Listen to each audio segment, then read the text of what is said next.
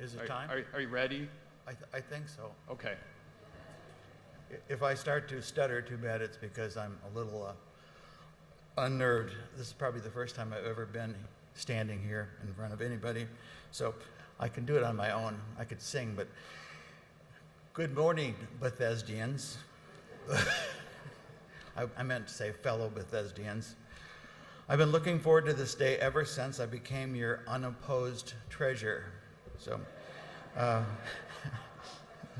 some changes for people happen quickly. For myself, it takes a very, very long time to figure out what it is that I'm supposed to be doing. So, years and years ago, when I was in high school, I went to Young Life Camp, and we learned a little song, and I'm just going to sing it. It's very short, but it's something I always seem to remember when I need help. It goes, in the rock I'll hide, in the shadows abide, and when the storms of life come sweeping over me, in the rock I'll hide. And there's many references in the Bible about this. Psalm 71:3 is, be thou me a rock of refuge, a strong fortress to save me, and thou be my rock and my fortress. And for some reason, those are all the things that I always think about when I think about church, I think about God, I think about forgiveness, and I think about a place to hide. And when I first joined this church in the 80s, or in the 90s, I liked choir, and so I found a place in the choir to sing, and that was a place for me to kind of hide and find my own way and worship in that way.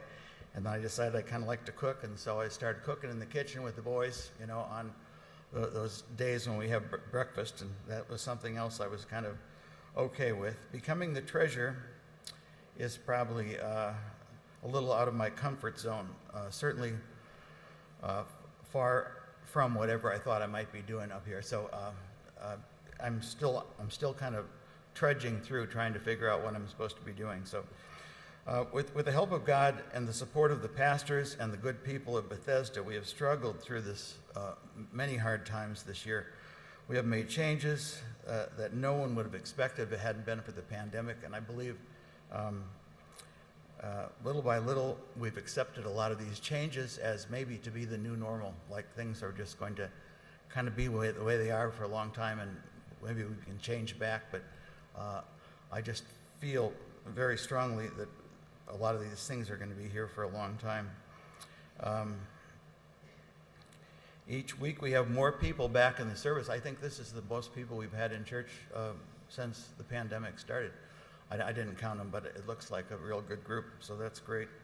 And I know that each week we have more people back, and we wear the masks, and I can see people singing right through the mask, so they're still enjoying the time. So I'm real proud to be a part of this congregation, and I know when something is needed to be revisited or changed, we get God's help and get right after it. So about giving, our giving each week at the church has been very consistent. Whether we're worshiping at home or in the church, everyone has been very, very generous. In 2021, we've exceeded our budget numbers in March and in August and in September. The other 7 months, we have dealt with the deficit.